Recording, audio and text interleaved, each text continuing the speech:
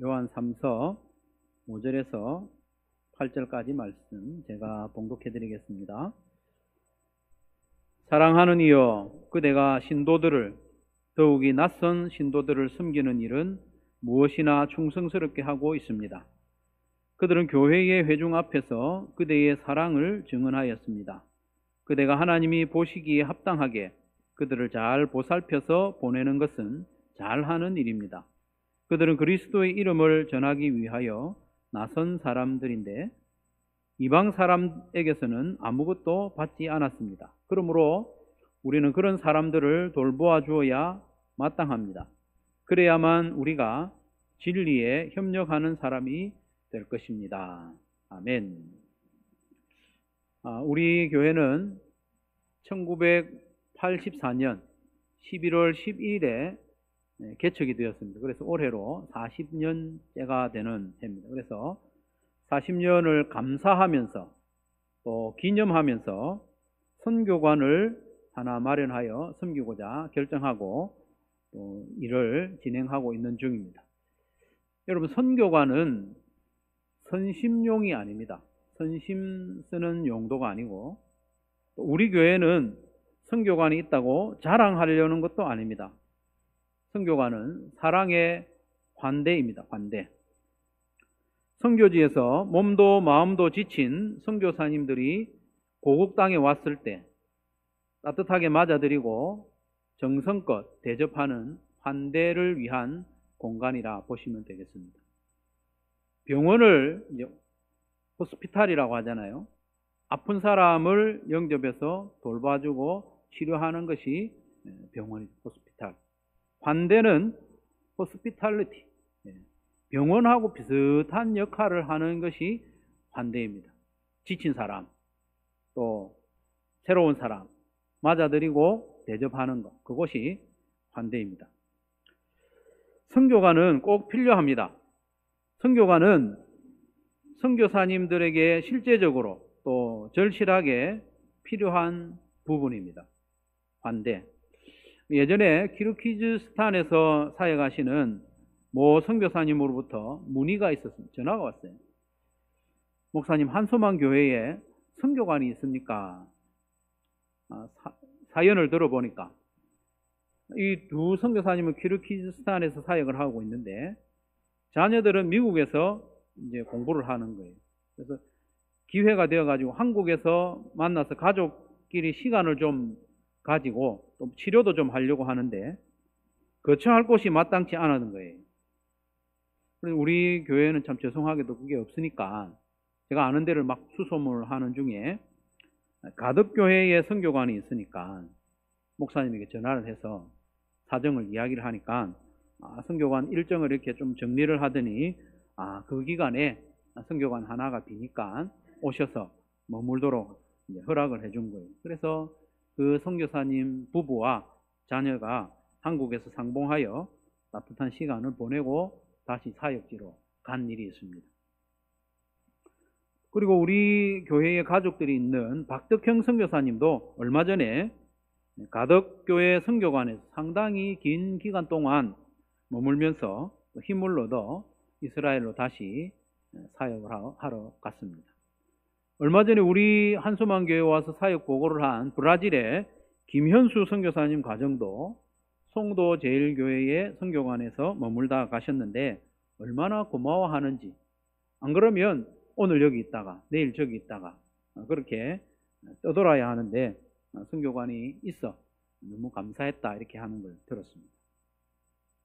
그런데 선교사님들을 이렇게 이분 저분 만나서 교제를 하다 보니까 재미있는 사실을 하나 발견하게 됐어요. 그게 뭐냐 하면 선교사님들이 한국에 와서 주로 하는 일 가운데 중요한 것이 건강검진을 하는 것과 또 몸의 이곳저곳 아픈 곳을 치료하는 거예요.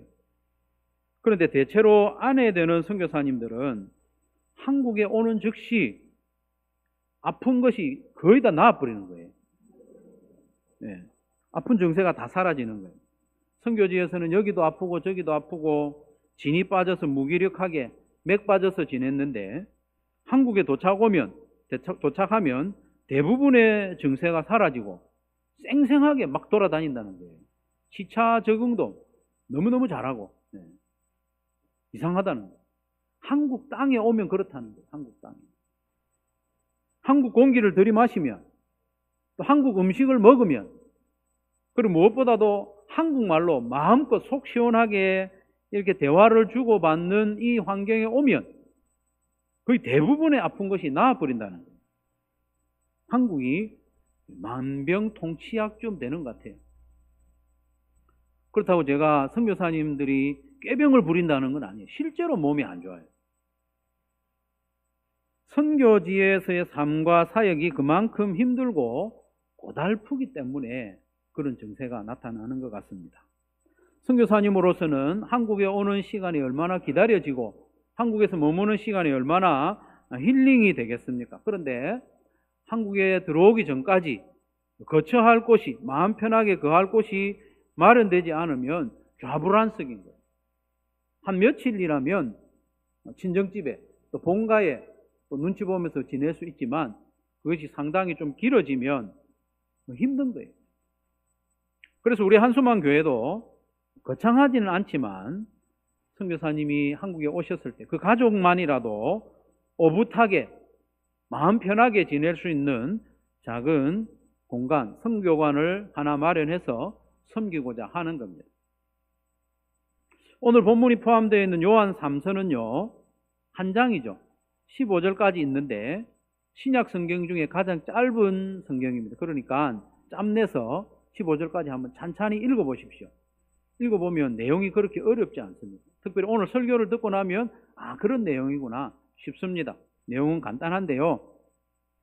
순회전도자 또 혹은 선교사님들을 잘 영접하고 보살펴주라는 그런 내용입니다.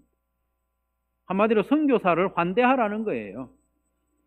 선교사를 환대하는 것은 마땅한 일입니다. 한번 따라하겠습니다. 선교사 환대는 마땅한 일입니다. 마땅한 일, 당연한 일이라는 거예요. 8절 상반절에 보면 그러므로 우리는 그런 사람들은 전도자 혹은 선교사를 말하는데 그들을 돌봐주어야 합니다. 그게 마땅합니다. 이렇게 말씀하죠. 여기서 마땅하다는 말은 뜻이 재미가 있어요. 빚을 졌다는 뜻이에요. 빚을 졌다. 여러분 은행에 대출이 있거나 빚을 지면 어떻게 해야 됩니까? 갚아야죠. 갚는 게 당연한 거예요. 마땅한 일입니다. 그것처럼 선교사를 환대하는 일도 당연하고 마땅하다는 거예요. 잘난 체 할 일도 아니고 빚진 것을 갚는 것처럼 마땅히 해야 할 일이라는 거예요. 성경이 그렇게 말씀하고 있습니다. 선교사님들은 우리를 대표해서 혹은 우리를 대신해서 선교지로 나가 있습니다. 그렇기 때문에 우리는 그들에게 빚을 졌다고 할 수 있습니다. 그래서 그들이 한국에 와서 머물 때에 환대하고 돌아보는 것은 마땅한 일입니다. 빚 갚는 일하고 같습니다. 5절 6절에 보면 사도 요한이 가이오를 매우 칭찬하고 있습니다. 가이오가 그 일을 잘했나 봅니다. 5절 6절 같이 한번 읽겠습니다. 시작. 사랑하는 이여 그대가 신도들을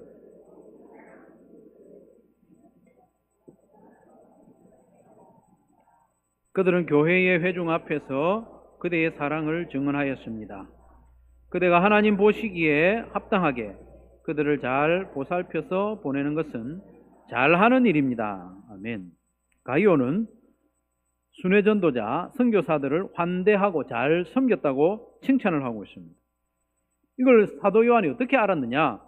선교사들이 가는 곳마다 가이오라는 그분이 우리를 잘 영접하고 또 사랑으로 환대해줬다. 증언을 하는 거예요. 그래서 그 이야기를 사도 요한이 듣고 알게 된 겁니다. 그래서 칭찬을 하고 있죠. 이 가이오의 사랑의 환대가 얼마나 자상하고 세밀했는지 디테일하게, 여러분 세밀하고 디테일하다는 것은 마음을 썼다는 거죠. 얼마나 세밀하게 했는지 6절 말미에 이렇게 기록을 하고 있습니다. 6절 말미에 보면 그들을 잘 보살펴서 보내는 것은 잘하는 일입니다. 보살피고 보내는 거, 보살펴 보내는 거, 요걸 잘했다는 거예요. 요 단어가요, 그냥 잘 보살펴서 보냈다고 하니까 이제 선교사님 갈 때 안녕히 가세요 이렇게 인사를 잘했다는 게 아니에요. 배웅을 잘했다는 그 정도가 아니라 여기서 보냈다라는 말은 파송했다는 말, 파송. 프로펜포라는 이 말은요, 파송을 했다. 어떻게 파송을 하느냐? 그 여행에 필요한 것들을 챙겨서 보냈다. 그 뜻입니다. 그냥 잘 가세요, 안녕히 가세요 한 게 아니고 필요한 것을 챙겨서 보냈다. 파송했다. 그 뜻입니다.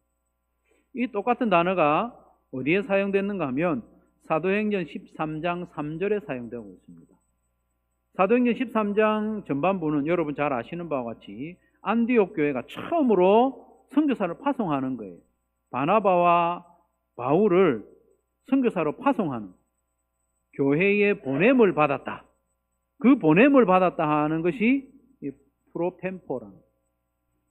안디옥 교회가 바나바와 바울을 선교사로 보낼 때 우리 기도 열심히 할 테니까 잘 갔다 오시오, 그렇게 한 게 아니고 그들의 사역에 필요한 것들, 생활에 필요한 것들을 충분히 준비해서 보낸 겁니다. 그걸 말하는 겁니다.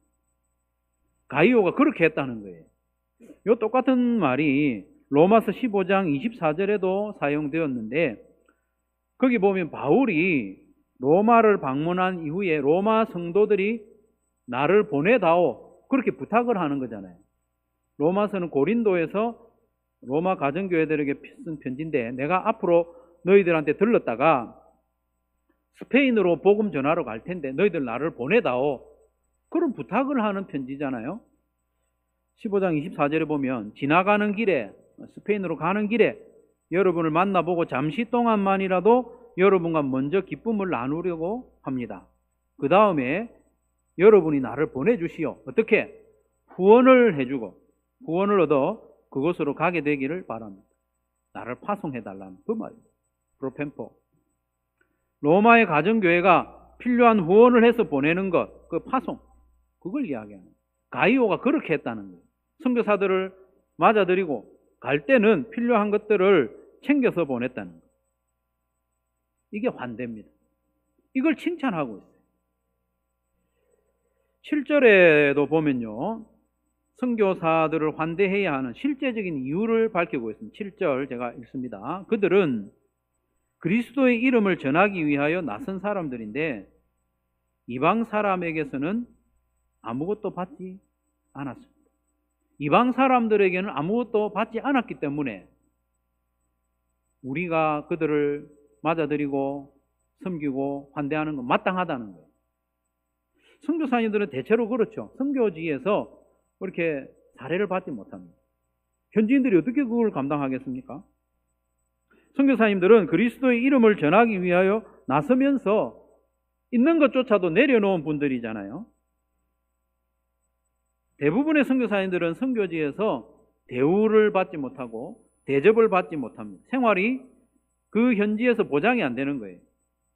그래서 본국에서 후원하는 거죠. 한국에서 생활할 때와는 비교도 할 수 없을 만큼 불편하고 열악한 생활을 하고 있습니다. 올여름은 유난히 덥고 또 습해서 지내기가 힘이 드시죠. 한 달이 넘게 열대야를 겪으면서 고통을 호소하는 분들이 많은데, 우리는 여름에만 이렇게 덥고 습하지만요, 태국에서 사역하시는, 태국 방콕에서 사역하시는 김성환, 김미미 선교사님은 거의 1년 내내 이런 날씨 가운데 그냥 살고 있어요. 얼마나 힘이 들겠어요? 그들은 그리스도의 이름을 전하기 위하여 우리를 대표해서, 우리를 대신해서 나가 있기 때문에 우리는 그들에게 빚을 진 것이고 또 갚을 기회가 있을 때에 갚는 것이 마땅합니다. 그러니 일정 기간 선교사님들이 한국에 오시면 우리가 잘 영접하고 필요를 채워드리고 또 사역지로 다시 나갈 때는 필요한 것이 무엇이 있는가 살펴서 채워보내는 것이 마땅한 일입니다. 선교사를 환대하는 것은 마땅한 일입니다. 두 번째로, 선교사를 환대하는 것은 우리에게도 영광스러운 일이다. 이렇게 말씀합니다. 8절 하반절에 보면 그래야만 우리가 마땅히 그들을 환대해야만 우리가 진리에 협력하는 사람이 될 것입니다. 라고. 선교사들을 환대하는 것은 선교사들의 사역에 협력하는 것이고 동력하는 것이다. 이렇게 말하고 있습니다. 그저 먹는 겁니다. 감사한 일입니다. 선교의 진정한 주체이신 하나님의 동력자가 된다고까지 말씀합니다. 그러니까 선교사를 환대하는 것은 우리에게 영광스러운 일입니다. 복된 일입니다. 진리의 복음을 전하기 위해서 헌신하여 나간 선교사님들을 잘 환대하면 그 선교사에게 협력한 사람이라고 인정해 주신다는 거예요. 함께 일하는 사람, 동력자라고 말해 주시는 거예요. 사실 우리 입으로 이렇게 이야기하면 선교사님들한테는 상당히 좀 죄송하고 염치 없는 것처럼 들릴 수 있습니다. 그렇지만 하나님께서 그렇게 인정해 주신다니까 우리 그렇게 받아들이는 거죠. 선교사님의 동력자일 뿐만 아니라 진리에 협력하는 동력자. 선교는 본래 하나님의 일이거든요. 하나님의 선교입니다. 미션은 하나님의 것입니다. 그래서 모든 선교는 하나님의 것인데 선교사님들도 하나님의 선교에 참여하는 것이고 선교사님들을 환대하는 우리도 하나님의 선교에 참여하는 것, 동참하는 자 된다는 거예요. 이게 이제 숟가락을 얻는 거예요. 숟가락. 그런 이야기 들어보셨죠? 숟가락을 얻는다. 이게 별로 좋은 말은 아니잖아요. 누군가 애를 써가지고 의미 있는 일을 어느 정도 거의 다 완성을 했어. 그런데 나중에 조금 보탬이 되면서 숟가락을 탁 얻는 거예요. 그래서 얄밉죠. 그래서 보통 사람들은 누군가가 숟가락을 얻는 것을 좋아라 하지 않습니다. 힘든 과정에서는 코빼기도 안 보이다가 다 된 때 와가지고 수고했네 하면서 슬쩍 끼어들어가지고 같이 한 것처럼 숟가락을 얻는 거 별로 안 좋아합니다. 그런데 하나님은 생각이 좀 다릅니다. 우리 보고 야 너희들 숟가락 얹어라 이렇게 초대하는 거예요. 오늘 말씀 보면 너희들이 직접 선교지에 나가지는 않았지만은 선교사들을 환대하는 거 그거 내가 동력자로 인정해 줄게. 숟가락 얹어라 이렇게 말씀해 주시는 거예요. 그러니까 선교사님을 환대하는 것은 우리에게 영광스러운 일입니다. 그러니 선교사님들이 한국에 왔을 때 편히 쉴 수 있는 이 선교관을 마련하고 선교관 마련하는 걸로 땡 아닙니다, 여러분. 선교관에 오시는 선교사님을 우리가 마음으로 환영하고 예를 들면 우리 목장에서 후원하는 선교사님 오셨다. 그럼 그 목장의 주축이 돼서 환영하겠죠.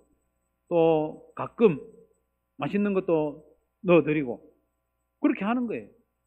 선교관 마련해놨으니까 왔다 쉬다 가시오 이렇게 하는 게 아니고 그때그때 필요를 채우는 일도 계속하는 일에 기쁨으로 동참하는 저와 여러분 되시기를 바랍니다. 세 번째로 선교사 환대는 복 받을 일입니다. 첫 번째로는 마땅한 일이고 두 번째로는 영광스러운 일이고 세 번째로는 복 받을 일입니다. 조영규 목사님이 생전에 가장 이렇게 자주 언급했던 성경 구절이 요한 3서 2절이잖아요. 사랑하는 자여 내 영혼이 잘된 같이 내가 범사에 잘되고 강건하기를 내가 간구하노라. 많이 들어보셨죠? 가이오죠. 사랑하는 자는. 가이오가 너무너무 잘되기를 바라는 사도 요한의 마음이 탁 느껴져요. 다른 데서는 이런 표현 잘 안 했어요. 근데 한 사람을 지목하면서 네 영혼이 잘된 같이 네가 하는 모든 일이 잘되고 강건하기를 내가 기도한다. 이렇게 말하는 거예요. 그런데 사도 요한의 이런 사랑의 마음과 축복의 말이 맥락 없이 나온 게 아니에요. 뜬금없이 튀어나온 게 아닙니다. 이유가 있어요. 이유가. 그 이유가 뒤에 나오죠. 3절, 4절 그리고 오늘 본문에서도 쭉 나오는 게 다 그 이유입니다. 3절, 4절에 보면 사도 요한은 가이오가 선교사들을 사랑으로 환대해 준 것을 자꾸 거듭해서 들은 거예요. 가이오의 환대를 받은 선교사들이 사도 요한한테 와가지고 가이오라는 사람이 우리를 이렇게 따뜻하게 환영해주고 갈 때도 도움을 주고 그렇게 했다는 걸 자꾸 들으니까 요한이 너무 기쁜 거예요. 그래서 너무 기뻐서 가이오를 막 축복하는 거예요. 사랑하는 자여, 너의 영혼이 잘된 같이 네가 범사에 잘되고 강건하기를 내가 간구한다. 빈말이 아니에요. 사도 요한이 전심으로 축복하는 거예요.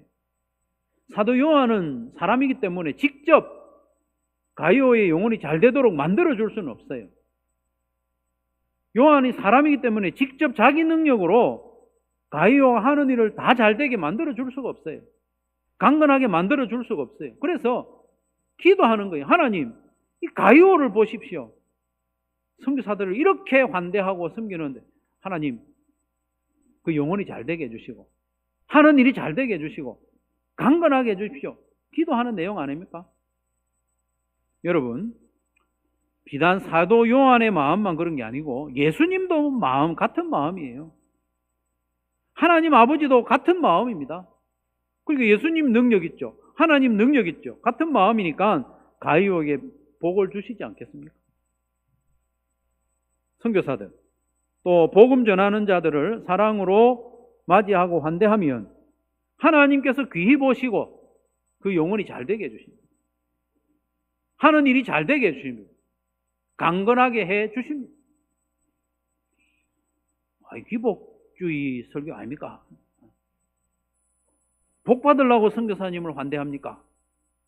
조금 그런 멈칫하는 마음이 들 수도 있겠습니다만은 요한 3서는 그런 목적으로 기록된 성경이 아니에요. 요한 3서는 가이오가 복음 전하는 자들, 선교사들을 환대했더니 사도 요한도 너무 기뻐하면서 그들을 축복했고 하나님도 복 주신다. 그 사실을 기록한 거예요. 사실을. 그 사실을 왜 기록합니까?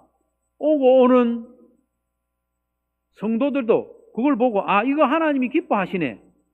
그대로 하라는 거예요. 매뉴얼입니다.